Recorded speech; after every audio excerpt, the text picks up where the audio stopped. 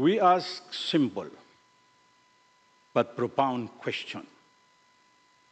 How can we form our political party? Then the commissioner of the COMELEC at that time, Commissioner 𝗜𝗚𝗏, described that moment in a newspaper column, and I quote, "These rebels have asserted their rights with arms and violence for most of their lives. Now, they want to learn how to assert their rights through democracy." That meeting led to the creation of the United Bangsamoro Justice Party, of which our chairman of the Moro Islamic Liberation Front is the chairman, and the vice chairman and the vice president is Muhajir Iqbal, and I am still the Secretary General of that party. More than a decade later, it has grown into what is arguably the strongest political party in the Bangsamoro.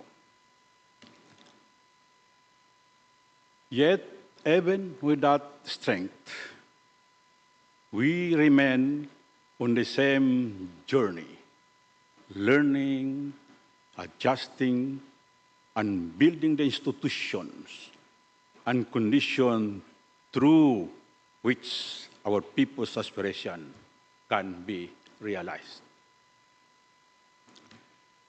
When the MILF entered into peace agreement with the Philippine government, we knew the road ahead would be long and demanding. We knew the implementation is always more complex than negotiation. We knew that peace agreements do not execute themselves. They must be turned into laws, institutions, and norms that bind and serve all.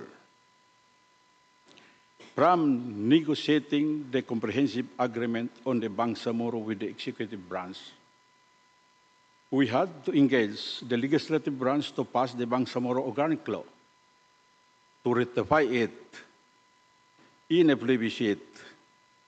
We reached out to the local chief executive and the Bangsamoro people. Most hopeful, some skeptical. Then came the governance. As former combatants, we now had to pass enabling laws and implement programs that respond to the hopes of the Bangsamoro, balancing the ideas and interests of decision makers beyond the MILF, all through formal parliamentary procedures and technical and legal process. We also had to embrace the discipline of public service, working 8 a.m. to 5 a.m. That's why in the warm, late o'clock is not allowed. Only 8 o'clock is allowed.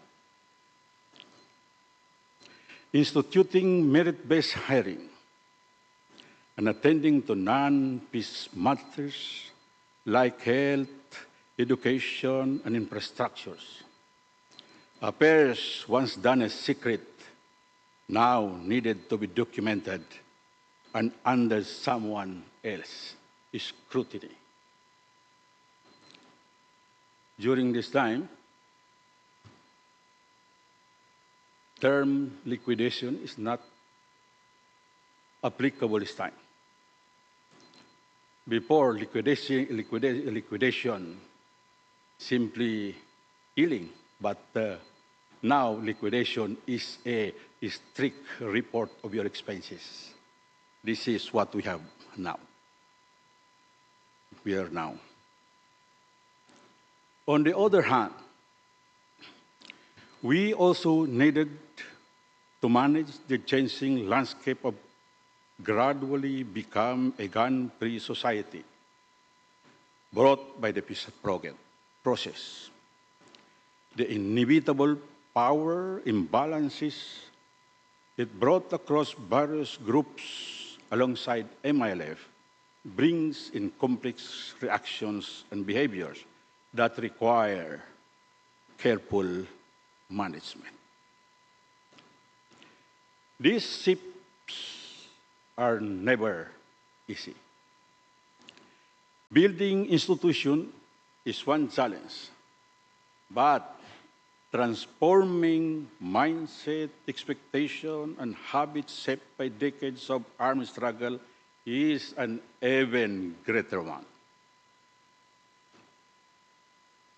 But we have also seen important progress. Within 6 years, BARM is no longer poorest region in the Philippines.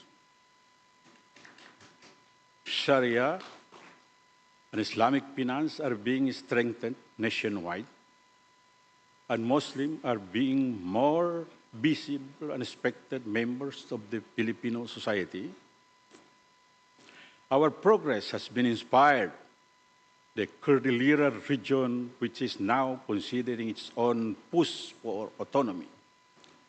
And the national level, Congress is discussing following BARM's example by exploring a parliamentary system and considering a national anti-political dynasty law, similar to the one we enacted in the parliament 2 years ago. In this journey, we are not alone. Bougainville, Aceh, Nepal, and East Timor, each traveled similar paths, different in context, but united by a shared truth.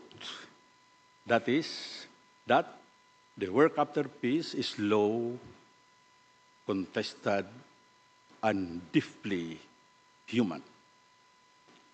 Whatever our peace agreements shapes, all of us confront the task of reconciliation, institution building, political transition, and managing the hopes of our people. This conference allows us to reflect not only on our respective journey of implementing peace agreement, but also on the common thread that binds them, our common responsibilities to make institutions deliver to our people, to transport former combatants as peaceful citizens and leaders, and strengthen trust between national government and the autonomous authorities,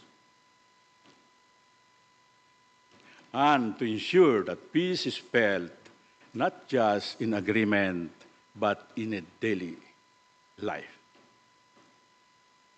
We entered into a peace agreement because we saw that the conditions were finally becoming possible for us to pursue justice for our people through institutions again, without needing to rely on force.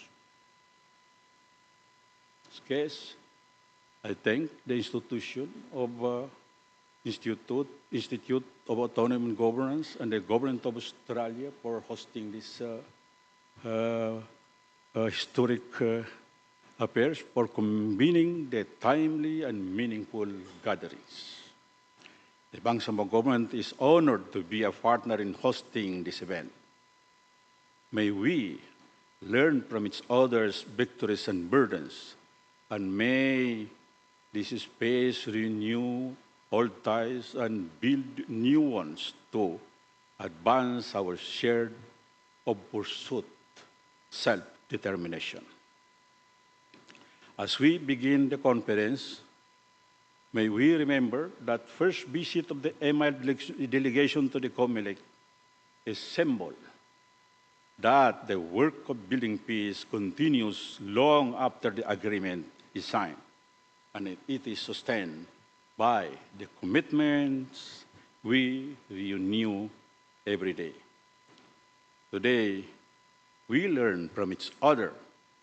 We continue to commit ourselves together in sustaining the peace. Assalamualaikum warahmatullahi wabarakatuh.